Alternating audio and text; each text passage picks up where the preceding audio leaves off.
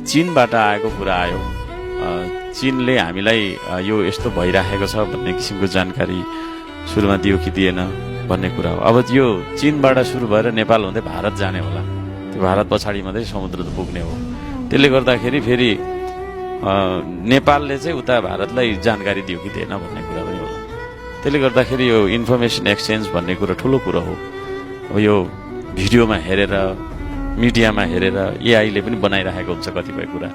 त्यसले गर्दाखेरि त्यो मोबाइलमा हेरेर सोसल मिडियामा हेरेका कुराहरू सबै कुरो आधिकारिक हुन सक्दैन। त्यसले गर्दाखेरि यो खालको इन्फर्मेसन चाहिँ एक्सचेन्ज हुनु पर्थ्यो भन्छु म। केही कारण भयो होला र यी यस्ता घटनाहरूबाट चाहिँ हामी बच्नका लागि अब धेरै अन्य ठाउँमा पनि यस्ता घटनाहरू हुन सक्छन्।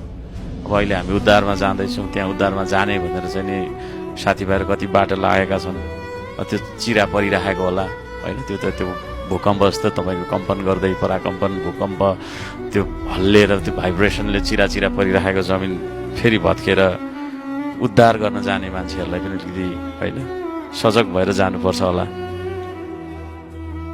नत्र फेरि अर्को विपद आइलाग्छ भनेर सुझाव पनि दिन चाहन्छु। र यो घडीमा अत्यन्तै गहिरो दुःख व्यक्त गर्दै मेरो भनाइ यही राख्दछु। र यतिखेर हामी सबैजनाको राष्ट्रिय एकताको खाँचो छ। यतिखेर सत्ता पक्ष र प्रतिपक्ष भन्ने कुरा आउँदैन।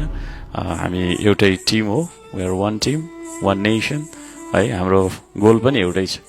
त्यसले गर्दा सबैको सुरक्षा हुन सकोस् भन्न चाहन्छु। धन्यवाद, नमस्ते।